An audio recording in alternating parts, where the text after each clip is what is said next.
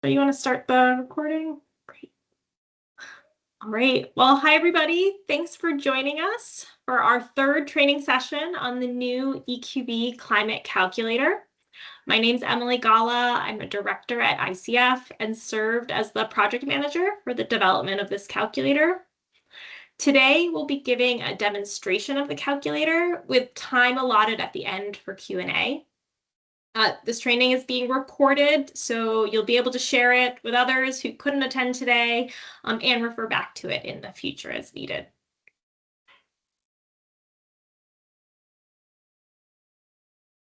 So in terms of an agenda, today we're going to start by providing some background on the calculator. This is going to be slightly repetitive for those of you that attended one of the prior trainings.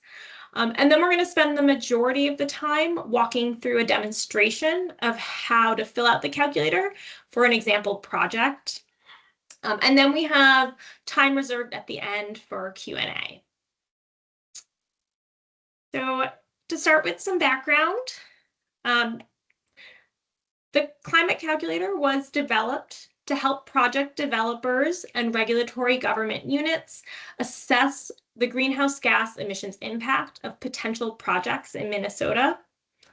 It also identifies mitigation and adaptation strategies, and specifically can assist in answering the EAW items that relate to greenhouse gas emissions, mitigation, and adaptation. So I'll note that use of the calculator to complete the EAW is not required, and that folks can continue to use other means to quantify greenhouse gas emissions. And then in terms of scope, the calculator aims to assess the full greenhouse gas impact across both the construction and operational phases of a project. So this includes looking at both upstream and downstream impacts across 18 defined emission sources.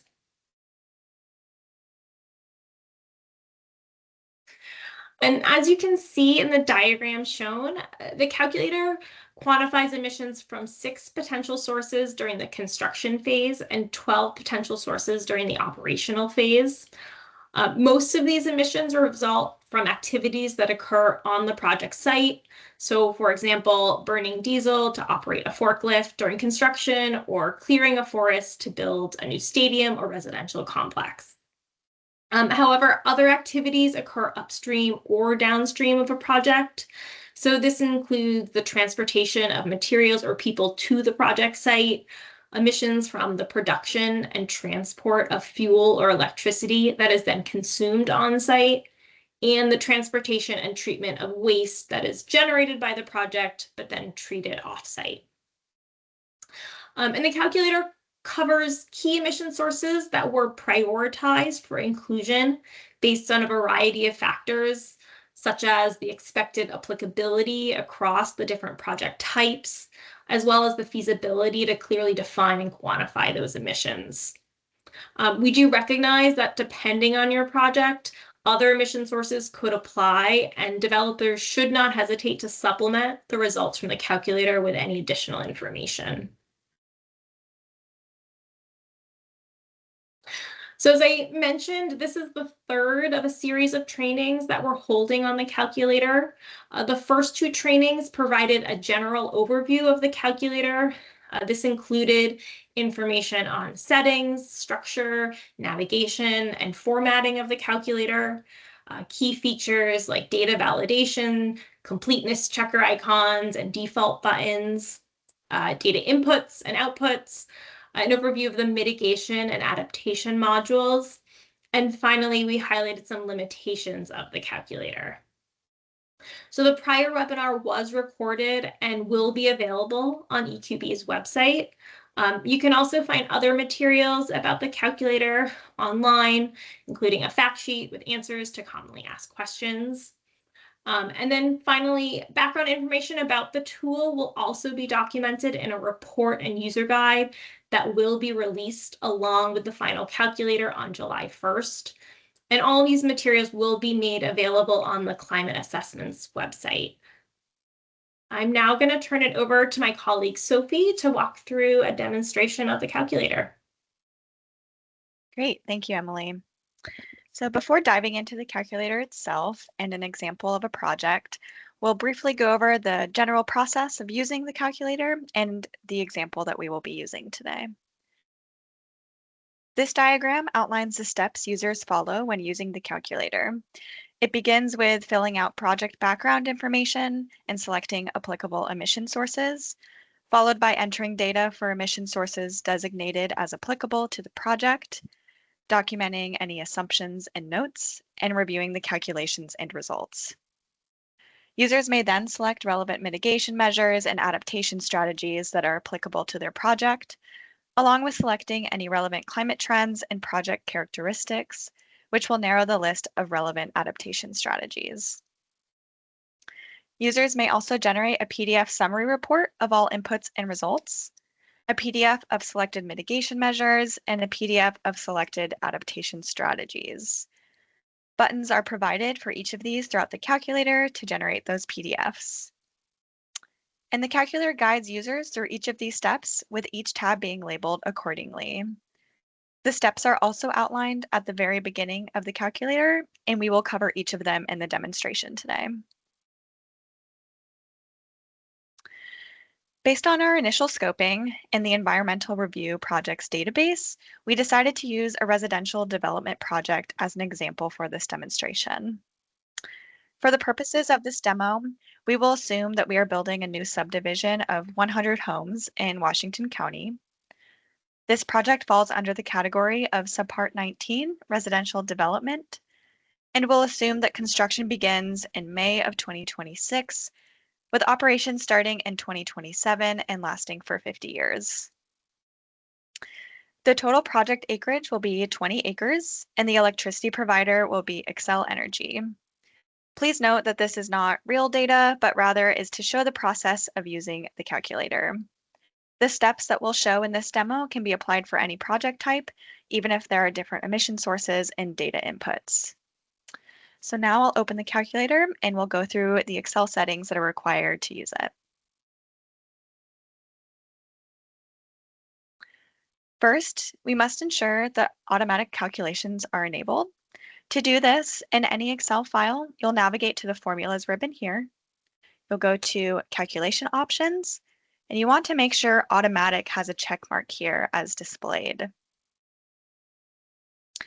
Next, we want to ensure that macros and VBA are enabled.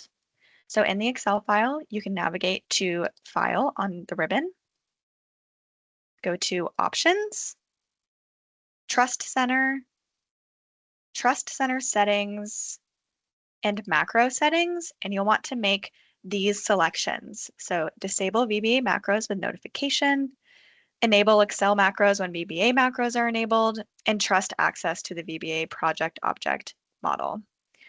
Once these are selected, you can select OK. And now your Excel file will have macros enabled.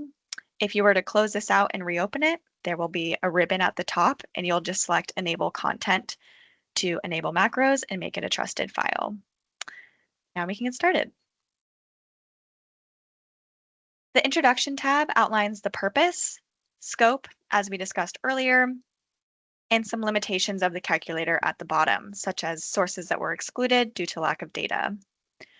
As Emily noted, this information was discussed in greater detail in the first two trainings, and it will also be included in the report. The structure of the calculator is designed to guide users through the necessary inputs, calculations, and results. And you can navigate using either the buttons at the top here or the tabs themselves at the bottom. So I'll use the button to navigate to the User Guide tab. The steps outlined in the process overview I discussed before opening the calculator are shown at the top of this tab, along with instructions on the macro settings that I just went over. Formatting throughout the calculator is also incorporated to help guide users through the sections that require their inputs and to identify if any steps have been missed. As shown in the legend, different cell color shading indicates different functions and helps users quickly identify where to enter data and what information is available. Yellow cells are for user inputs, while blue, white, green, light green, gray, and black cells are not editable, but each represent different criteria. The calculator is separated into the Introduction and User Guide, shown in dark blue tabs, the background information, user inputs and notes in yellow, calculations and results in green, mitigation and adaptation in blue, and the assumptions and constants used throughout the calculator in gray tabs. You'll also notice there are these white tabs at the end that document all raw data inputs by emission source for the calculations and assumptions. Today, we'll just be going up through the assumptions and constants tabs. Workbook protection buttons are also included at the bottom of this tab. The calculator will be automatically protected when it's opened, so we'll keep it protected for this demo. Moving on to project background, now we can start adding our inputs into these yellow input cells.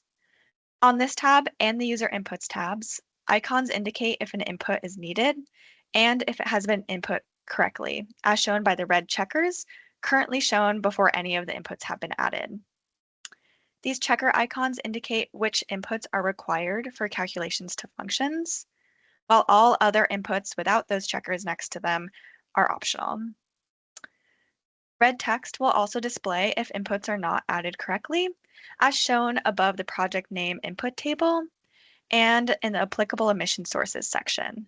So we can add our project name now, new subdivision of 100 homes, and we can select our project category from this drop-down selection, subpart 19. The secondary project category input is optional and is not applicable in this example, so we can leave that blank. There are also several built-in data validations to ensure that user inputs meet specific criteria, and pop-up messages are built in if non-valid inputs values are input or if inputs are missing on relevant tabs. For example, if I try to add a project category that's not included in the dropdown, a pop-up message will appear. So if I put just homes, this pop-up will appear. I'll select cancel, and it will go back to the correct selection. Instructional pop-ups also appear to indicate what type of input is required, as you can see with this yellow pop-up text that says select a project category from the drop-down list. We can now add our location, which will be Washington County. I'll scroll to the bottom here. And our construction start date, which must be in a date format. The operational year, which I can select from a dropdown, and the operational lifetime, which must be between 1 and 60, but we'll use 50 for this demo. We'll input 20 acres for total project acreage and 550,000 square feet of residential building area, which assumes about 60% of the land is allocated for housing in this instance. In this example, the project is a building construction project over here. So we'll keep the default of yes. This requires inputs for the duration of each construction phase in this table below, for which we can apply defaults using this button.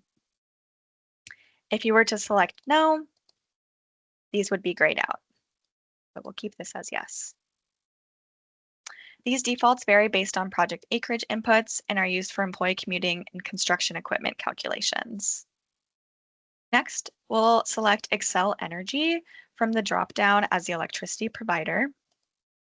This will be used to determine the electricity emission factors for building energy consumption calculations. The next two inputs are defaulted to 0% and are not required, but we'll choose 25% for the portion of building electricity consumption to be generated on site via renewables, and we'll keep the portion of building natural gas consumption to be supplied from renewables as 0. Neither of these may exceed 100% as noted by these pop-up messages. Next, under calculation preferences, users can specify the preferred unit to present emissions in the results tab. This flexibility allows for the presentation of data in tons, metric tons, or kilograms to cater to user preferences, enhance the calculator's usability, and accommodate projects of different sizes. So for the purposes of this example, we'll select metric tons. Under applicable emission sources, potentially applicable sources are identified based on the project category selected in these gray default cells here. For this example, we'll apply defaults again using the button. Also note that you must make a selection for each of these sources, otherwise that red text and the red checker icon will appear, and a pop-up message will be shown when you navigate to the next tab as well. Now we have all green checkers, and we can move to the User Inputs tab. On this tab, user inputs are shaded in yellow, with non-applicable fields shaded in gray with black dashed lines. Gray checkers also appear by these inputs since they're not needed. We'll see some examples of these further down in the tab. Users should populate using the best available data and assumptions, but remember that in this case, it's just dummy data. Default assumptions are shown in gray cells, and you can reset all inputs at the top or by individual source using the Reset All Inputs or the Reset buttons by the tables. Green buttons at the top also allow for easy navigation to each emission source input section. So starting with material inputs, we are going to use 1,500 tons of asphalt, 125 tons of brick, 1,250 tons of concrete, 50 tons of glass, 75 tons of residential insulation, 250 tons of steel, and 500 tons of wood. The default units are tons, which we'll keep, and geographical scope is defaulted to unknown for all but asphalt and concrete, which are sourced domestically. Next, for employee commuting, we'll input the daily average number of employees commuting by stage. So we'll say 10 for demolition, 50 for site prep, grading, building construction, architectural coatings, and 25 for paving and landscaping. We'll use defaults for distances and percentages below using the button again. These defaults are from the US EPA Local Greenhouse Gas Inventory tool. Note that the red text and checker disappear when these are all populated.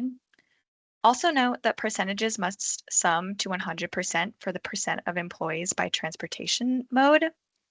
So for this project, we're assuming this site is not on a transit line or a bus line. So even though I've applied defaults, I can still change these inputs.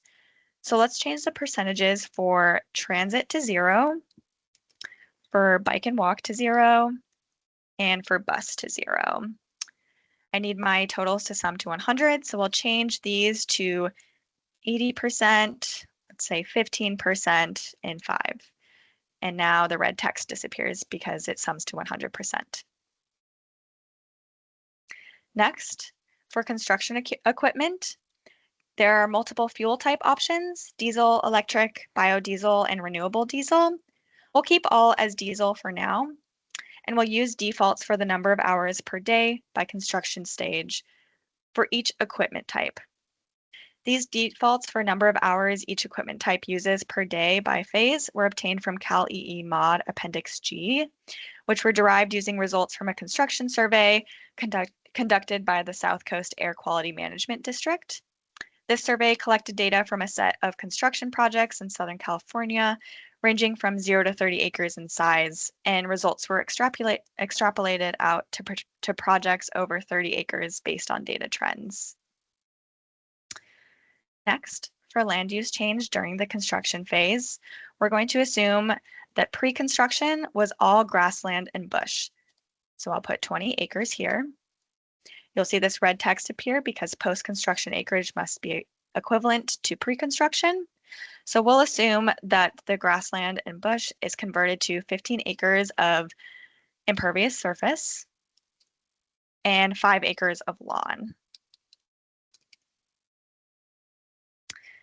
These inputs below are optional, but we'll assume that 20 mature trees were removed during construction and 100 new trees were planted after development, assuming 1 new tree per home.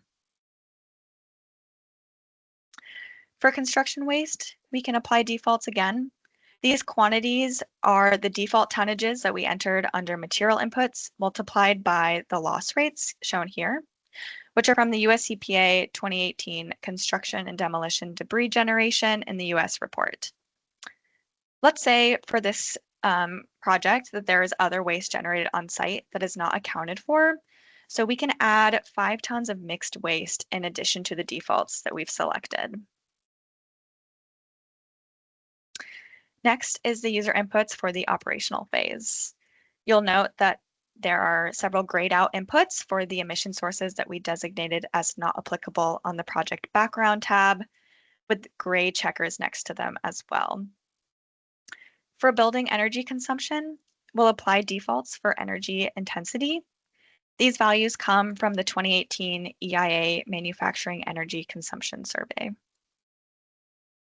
Scrolling down, the next input is HFC leakage. For this, we'll apply defaults again, which assumes that all of the building area utilizes air conditioning or refrigeration equipment. The next input is on-road vehicles. This is the incremental impact of the development, and this data could be gathered from a regional VMT study, for example. For this, we'll assume that 100,000 miles per year of additional VMT are added for fleet average.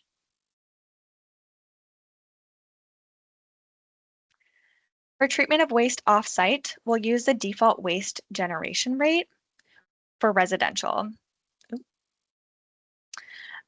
which comes from CalRecycle Estimated Solid Waste Generation Rates report. For the number of households, we'll assume 100 households, as there is 100 new homes. And we'll apply defaults for waste treatment practices. These defaults are by county, so this is relevant to Washington County, and they're from the MPCA Select Committee on Recycling and the Environment. There are no inputs needed for enteric fermentation and manure management, so we can use this button here to return to the top of the tab. And now we can go to the Notes tab. Here, users can add any assumptions or notes by construction or operation, by emission source, or by mitigation and adaptation at the bottom. This text will display in the summary report PDF that you can generate on the Results tab. So for this example, we'll just add one of our assumptions. For on-road vehicles, I could say populated by Sophie Johnson on today's date. And then I could say data inputs could come from regional VMT study. Under general, I could also add, this is example data to demonstrate the calculator. Next, we'll go to the construction tab. So the construction and operation tabs show detailed calculations by emission source, which are based on the user inputs and tool assumptions. None of these fields are editable, ensuring data integrity, but users can click on headers in each emission source section of the tab to get additional information about the data sources. So for example, under emission factors for material inputs, these values are an assumption as summarized in the Assumptions tab and vary based on geographical sourcing of the material as we specified in the User Input tab. Results are presented in kilograms of CO2e for clarity in both of these tabs and are shown in aggregate for construction. For operation, results are shown per year on this tab, except for operational land use, which is aggregated.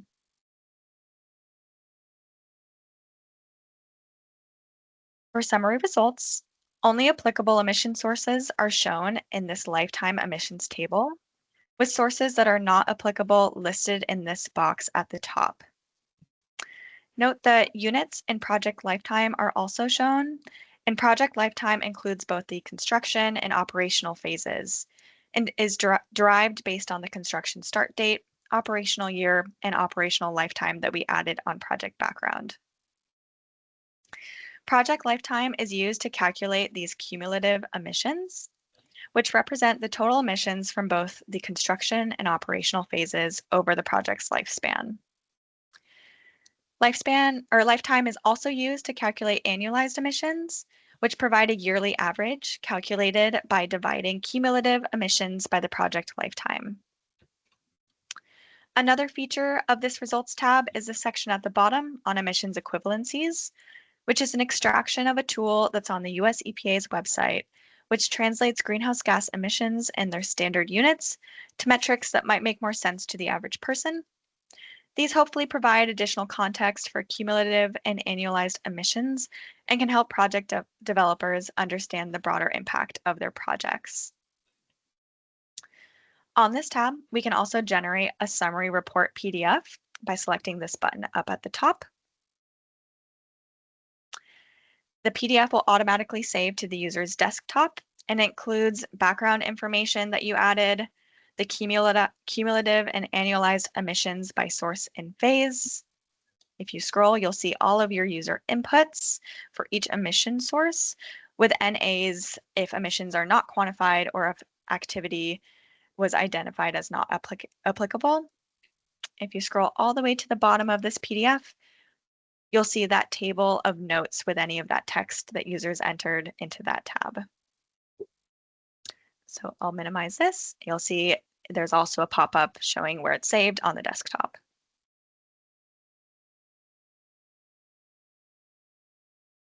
The next tab is the Charts tab, which visually represents emissions data with lifetime emissions shown as stacked bar charts and emissions by project phase as clustered column charts. This graphical representation helps users to quickly understand the emissions profile of their projects. Non-applicable sources are also automatically hidden on this tab for clarity. The next tab is Mitigation Measures, which identifies potential mitigation measures categorized by the expected source of emission reduction. You can use these filters in the header row to narrow the list and the drop-down menu in the first column to select measures that you intend to implement. You can also use the Select All Unhidden Measures button to select Yes for all visible measures. And you can remove non-applicable sources to narrow the list. So I'll reset, and for this case, I'm going to remove a few of the emission sources that aren't relevant. So enteric fermentation. Let's do industrial processes, manure management, natural gas, and we'll do treatment of wastewater on site and treatment of waste on site.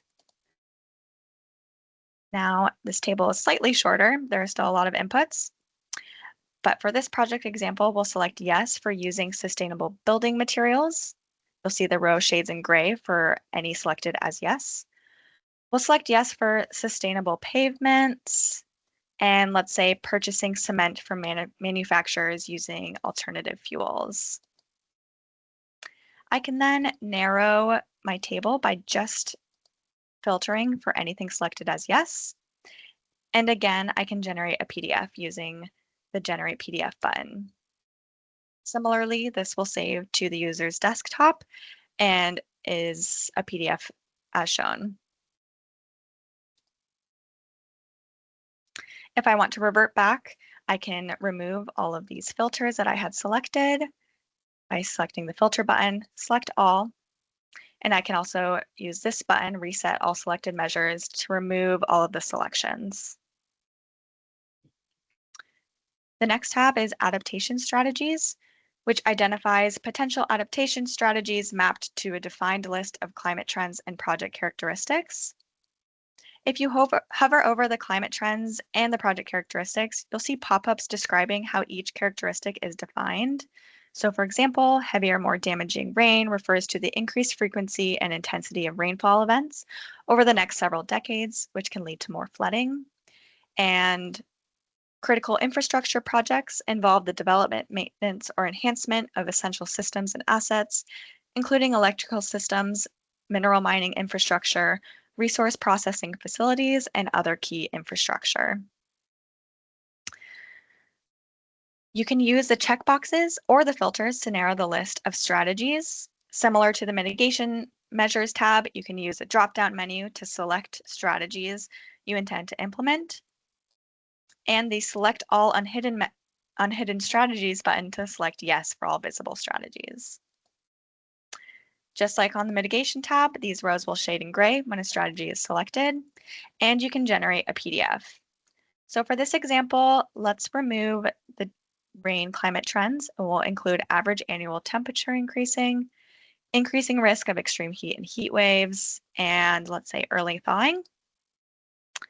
For project characteristics, we'll remove these first few checkboxes and just include new or upgraded buildings. Let's do construction and increased impervious surface. Now you'll see my table is much shorter with these selections, and I can select all strategies using this button. Again, generate the PDF using this button, and it will save to your desktop as shown.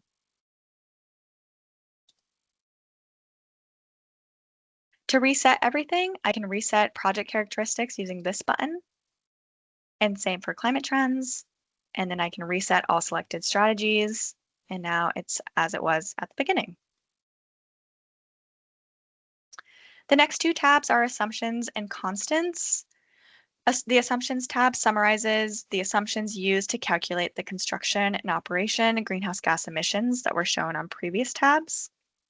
If you scroll through, you can see each of the assumptions used for each emission source, which are ultimately pulled into the defaults and calculations. The constants tab summarizes constants used to calculate construction and operation emissions shown on previous tabs. And this includes heat contents for different fuel types, conversion factors, GWPs, and those equivalency factors shown on the results tab. The final report will have the full detailed methodology and data sources for each emission source. And now we have some time for Q&A.